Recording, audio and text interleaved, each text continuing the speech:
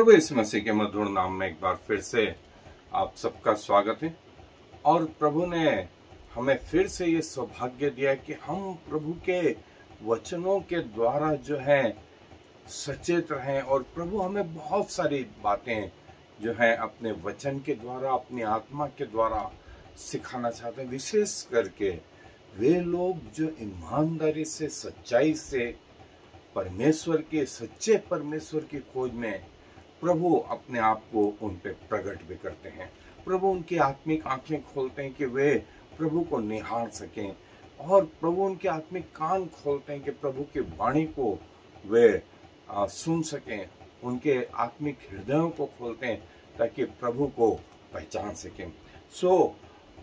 हम जो देख रहे थे वो ये कि शैतान के द्वारा भी, शैतानी स्वर्गदूतों के द्वारा भी, शैतानी इविल फोर्सेस के द्वारा भी आश्चर्य कर्म, और ये पृथ्वी के आरंभ से होता चला आ रहा है और ये पृथ्वी के अंत तक होता रहेगा। और मैं आज आपके लिए एक महत्वपूर्ण हिस्सा पढ़ने जा रहा हूं, और वो है पहला राजा की पुस्तक, उसका 22वां अध्याय।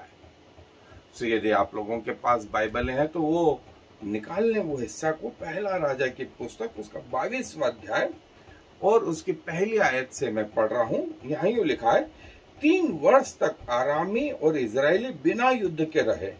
तीसरे वर्ष में यहूदा का राजा यहोशापात इजराइल के राजा के पास गया। तब इजराइल के राजा ने अपने कर्मचारियों से कहा, क्या तुमको मालूम है कि गिलाद का रामोत हमारा है? फिर हम क्यों चुपचाप रहते और उसे आराम के राजा के हाथ से क्यों नहीं छीन लेते हैं? और उसने यहोशापात से पूछा, क्या तुम मेरे संग गिलाद के रामोत से लड़ने के लिए जाएगा? यहोशापात ने इजराइल के राजा को उत्तर दिया, जैसा तू है वैसा मैं भी हूँ, जैसी तेरी प्रजा है वैसी ही मेरी भी प्रजा है, और जैसे तेरे घोड़े हैं वैसे ही मेरे भी घोड़े हैं। फिर यहोशापात ने इजराइल के राजा से कहा, आज यहोवा की इच्छा मालूम कर दे। तब इजराइल के राजा ने नबियों को, जो कोई 400 पुरुष थे, इकट्ठा करके उनसे पूछा, क्या मैं गिलाद के रामोत से युद्ध करने के लिए चढ़ाई करूं या रुका रहूं? उन्होंने उत्तर दिया, चढ़ाई कर, क्योंकि प्रभु उसको राजा के हाथ में कर देगा। परंतु यहोशापात ने पूछा, क्या यहाँ यहोवा का कोई और नबी नहीं है जिससे हम पूछ लें? इजराइल के राजा ने यहोशापात से कहा, हाँ, यिम्ला का पुत्र मिकाया एक पुरुष और है जिसके द्वारा हम यहोवा से पूछ सकते हैं, परंतु मैं उससे घृणा करता हूँ, क्योंकि वह मेरे विषय कल्याण की नहीं वरन हानि ही की भविष्यवाणी करता है। यहोशापात ने कहा, राजा ऐसा न कहे। तब इजराइल के राजा ने एक हाकिम को बुलवा कर कहा, यिम्ला के पुत्र मिकाया को फुर्ती से ले आ। इजराइल का राजा और यहूदा का राजा यहोशापात अपने अपने राजवस्त्र पहने हुए सोमरोन के फाटक में एक खुले स्थान में अपने अपने सिंहासन पर विराजमान थे, और सब भविष्यवक्ता उनके सम्मुख भविष्यवाणी कर रहे थे। तब कनाना के पुत्र सिदकिय्याह ने लोहे के सिंह बनाकर कहा, यहोवा यूं कहता है, इनसे तू आरामियों को मारते मारते नष्ट कर डालेगा। और सब नबियों ने इसी आशय की भविष्यवाणी करके कहा, गिलाद के रामोत पर चढ़ाई कर और तू कृतज्ञ हो, क्योंकि यहोवा उसे राजा के हाथ में कर देगा। जो दूत मिकाया को बुलाने गया था, उसने उससे कहा, सुन, भविष्यवक्ता एक मुंह से राजा के विषय शुभ वचन कहते हैं, तो तेरी बातें उनकी सी हो, तू भी शुभ वचन कहना। मिकाया ने कहा, यहोवा के जीवन के शपथ, जो कुछ यहोवा मुझसे कहे वही मैं कहूंगा। जब वह राजा के पास आया, तब राजा ने उससे पूछा, हे मिकाया, क्या हम गिलाद के रामोत से युद्ध करने के लिए चढ़ाई करें या रुके रहें? उसने उसको उत्तर दिया, हाँ, चढ़ाई कर, और तो कृतज्ञ हो, और यहोवा उसको राजा के हाथ में कर दे। राजा ने उससे कहा, मुझे कितनी बार तुझे शपथ धराकर चिताना होगा कि तू यहोवा का स्मरण करके मुझसे सच्ची कर। मिकाया ने कहा, मुझे समस्त इजराइल बिना चरवाहे की भेड़ बकरियों के समान पहाड़ों पर तीतर बीतर देख पड़ा, और यहोवा का वचन आया, वे तो अनाथ हैं, अतः वे अपने अपने घर कुशल सेम से लौट जाएं। तब इजराइल के राजा ने यहोशापात से कहा, क्या मैंने तुझसे न कहा था कि वह मेरे विषय कल्याण की नहीं हानि ही की भविष्यवाणी करेगा? मिकायाह ने कहा, इस कारण तू यहोवा का यह वचन सुन। मुझे सिंहासन पर विराजमान यहोवा और उसके दाहिने बाएं खड़ी हुई स्वर्ग की समस्त सेना दिखाई दी है। तब यहोवा ने पूछा, आहाब को कौन ऐसा बहकाएगा कि वह गिलाद के रामोत पर चढ़ाई करके खेत आए? तब किसी ने कुछ और किसी ने कुछ कहा। अंत में एक आत्मा पास आकर यहोवा के सम्मुख खड़ी हुई और कहने लगी, मैं उसको बहकाऊंगी। यहोवा ने पूछा, किस उपाय से? उसने कहा, मैं जाकर उसके सब भविष्यवक्ताओं में बैठकर उनसे झूठ बुलवाऊंगी। यहोवा ने कहा, तेरा उनको बहकाना सफल होगा, जाकर ऐसा ही कर। सो अब सुन, यहोवा ने तेरे इन सब भविष्यवक्ताओं के मुंह में एक झूठ बोलने वाली आत्मा बैठाई है और यहोवा ने तेरे विषय हानि की बात कही है। तब कनाना के पुत्र सिदकिय्याह ने मिकायाह के निकट जा उसके गाल पर थप्पड़ मारकर पूछा, यहोवा का आत्मा मुझे छोड़कर तुझसे बातें करने को किधर गया? मिकायाह ने कहा, जिस दिन तू छिपने के लिए कोठरी से कोठरी भागेगा तब तुझे ज्ञात होगा। तब इजराइल के राजा ने कहा, मिकायाह को नगर के हाकिम आमोन और योआश राजकुमार के पास ले जा और उनसे कहा, राजा यूं कहता है कि इसको बंदी गृह में डालो और जब तक मैं कुशल से न आऊं तब तक इसे दुख की रोटी और पानी दिया करो। और मिकायाह ने कहा, यदि तू कभी कुशल से लौटे तो जान लेना कि यहोवा ने मेरे द्वारा नहीं कहा। फिर उसने कहा, हे लोगों, तुम सब के सब सुन लो। तब इजराइल के राजा और यहूदा के राजा यहोशापात दोनों ने गिलाद के रामोत पर चढ़ाई की और इजराइल के राजा ने यहोशापात से कहा, मैं तो भेष बदल कर युद्ध क्षेत्र में जाऊंगा, परंतु तू अपने ही वस्त्र पहने रहना। तब इजराइल का राजा भेष बदल कर युद्ध क्षेत्र में गया। आराम के राजा ने तो अपने रथों के 3200 प्रधानों को आज्ञा दी थी, न तो छोटे से लड़ो और न बड़े से, केवल इजराइल के राजा से युद्ध करो। अतः जब रथों के प्रधानों ने यहोशापात को देखा तब कहा, निश्चय इजराइल का राजा वही है, और वे उसी से युद्ध करने को मुड़े। तब यहोशापात चिल्ला उठा, यह देखकर कि वह इजराइल का राजा नहीं है। रथों के प्रधान उसका पीछा छोड़कर लौट गए।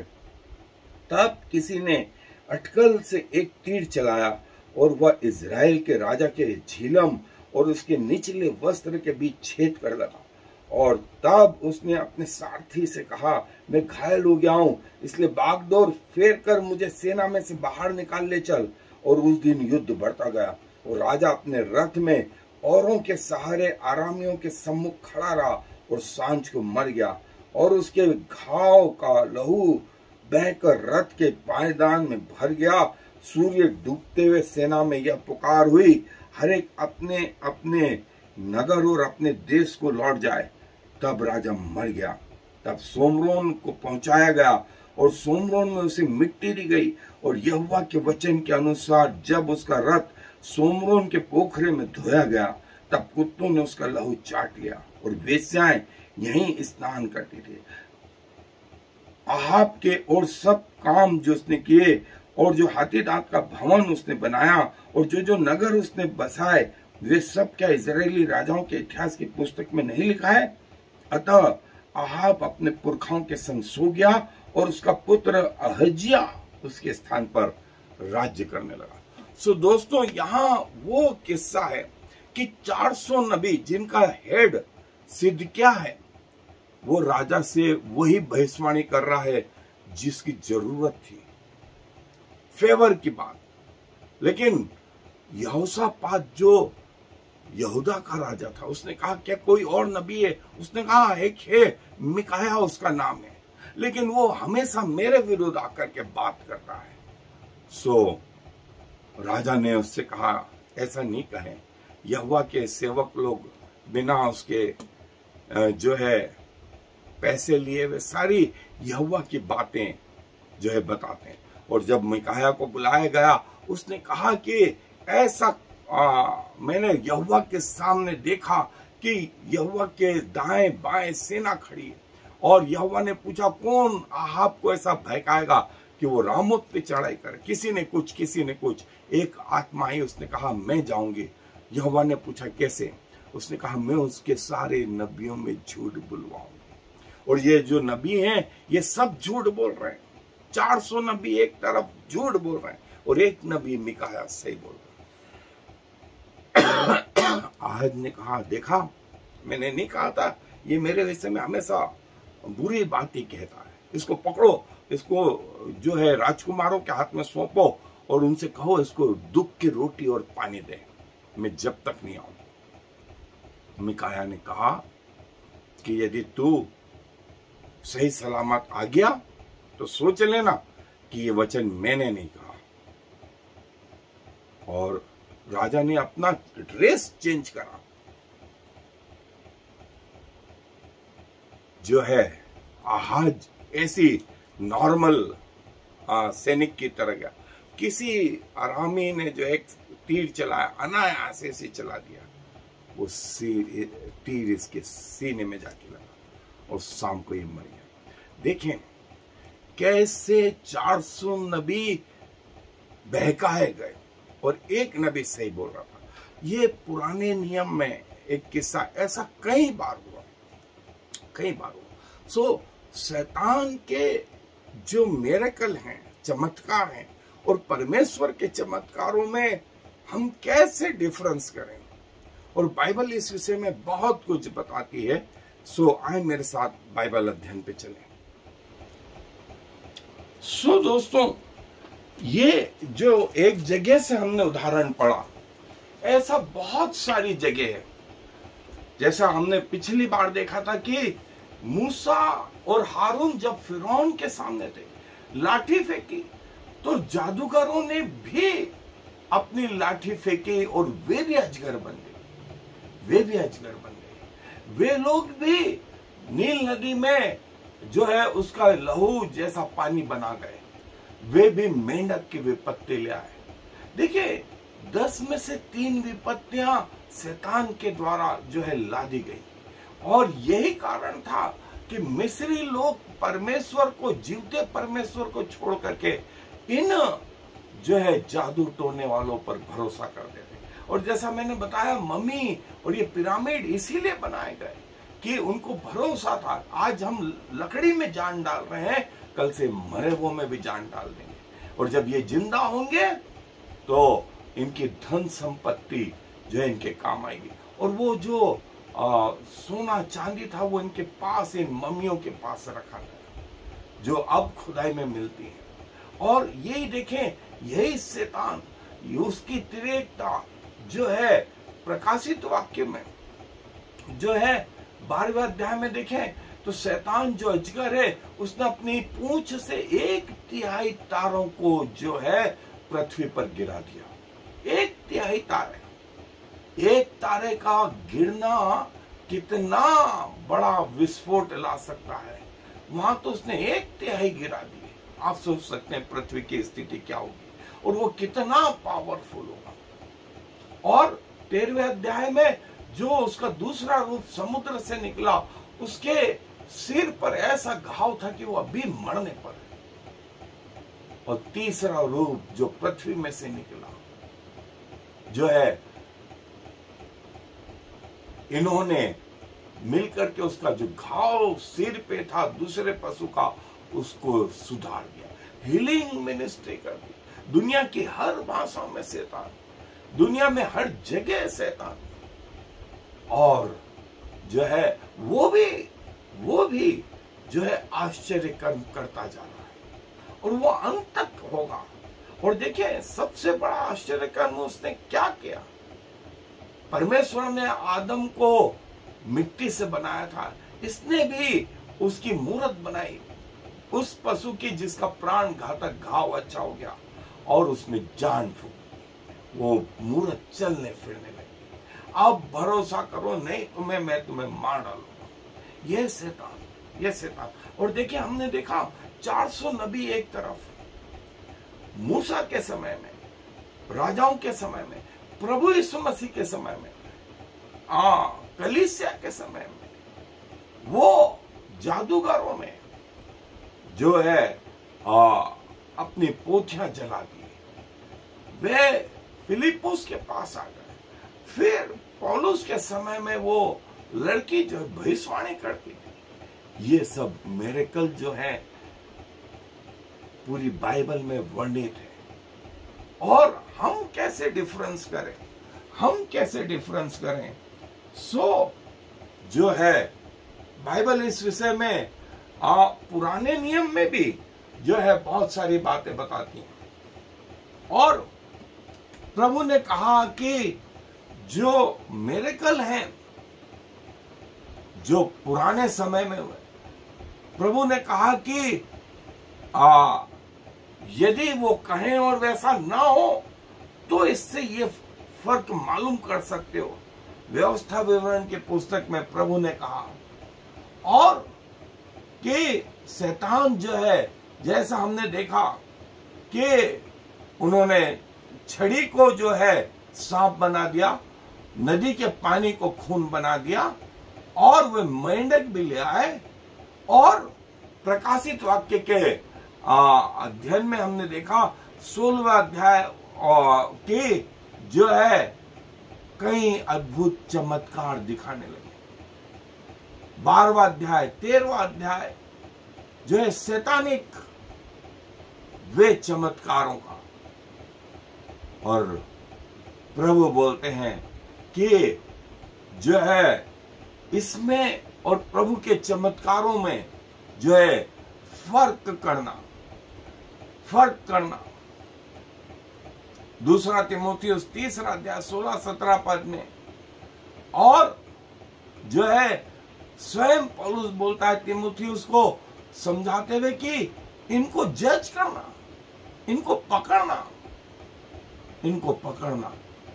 इनमें अंतर करना, जान लेना। और इससे क्या परमेश्वर की महिमा होती है? इससे परमेश्वर की महिमा होती है। क्या इन आश्चर्य कर्मों से कलीसिया की बढ़ाई होती है, बढ़ती है कलीसिया? और कौन उसके पीछे लगा हुआ है? और कर्मेल पर्वत पर हमने जो है एंटी क्राइस्ट जो है, और जैसा प्रकाशित वाक्य 13वां अध्याय और तीमुथियुस को बोलता है, फिर उसके बाद वो बोलता है कि जो है शैतान के द्वारा जो है कई आश्चर्य कर्म परफॉर्म किए जाते हैं।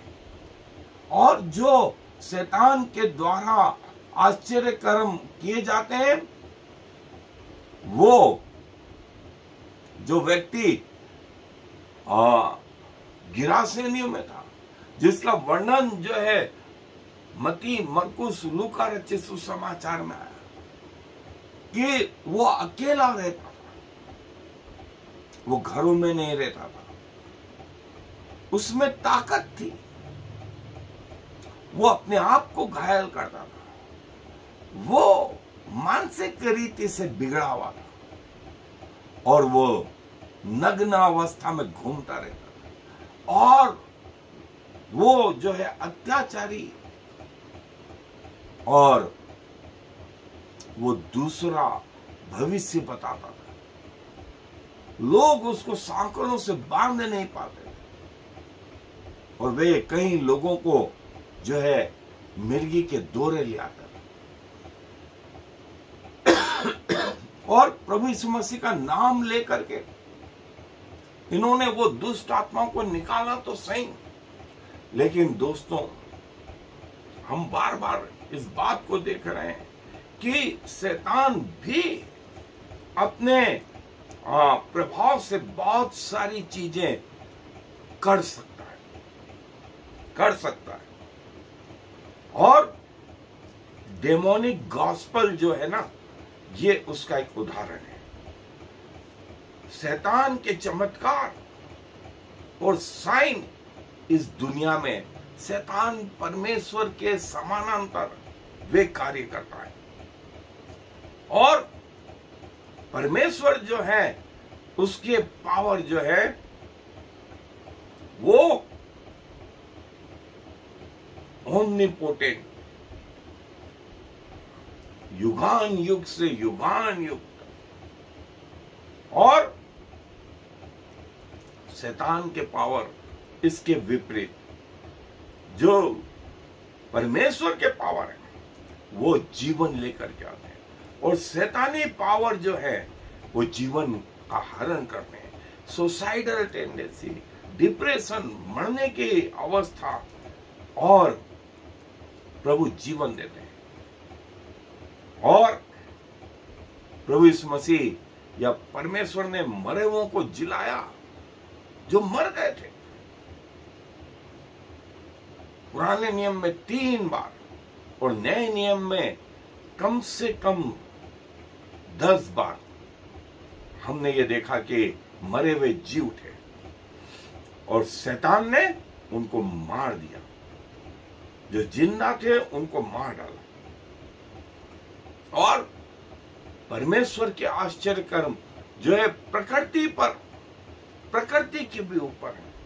जैसे सूर्य को परमेश्वर ने ठहरा दिया यहोशू की प्रार्थना के समय, यशाया के समय में जो है हिजकिय्याह ने दुआ करी और 10 अंश पीछे वो आहाब की घड़ी चली गई। लगभग 1 पहर, 10 अंश 1 पहर के करीब, लगभग 3 से 4 घंटे 6 घंटे तक का अंतराल आ गया। इतना बड़ा वो ये परमेश्वर है।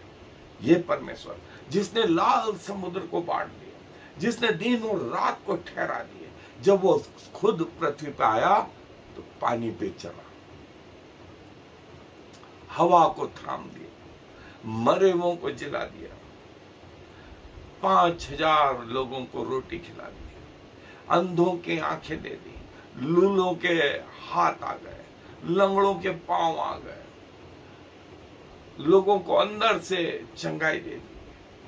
ये आश्चर्य कर्म हो रहे थे। ये इनके द्वारा हम परमेश्वर के द्वारा आश्चर्य कर्म और शैतानी आश्चर्य कर्मों में अंतर कर सकते हैं।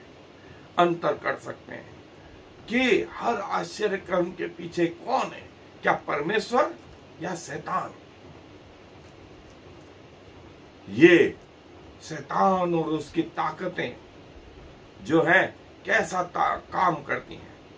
डेविल वर्सेस शैतान, आप इसको बढ़ा करके भी देख सकते हैं।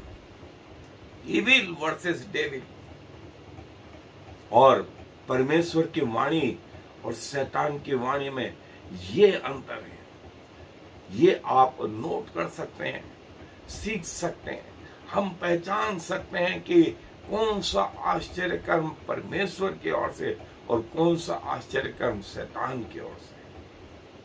और दोस्तों, ये पवित्र आत्मा के वरदान और पवित्र आत्मा के आश्चर्य कर्म और शैतानी आश्चर्य कर्म और शैतानी आश्चर्य कर्मों के परिणाम जो है ये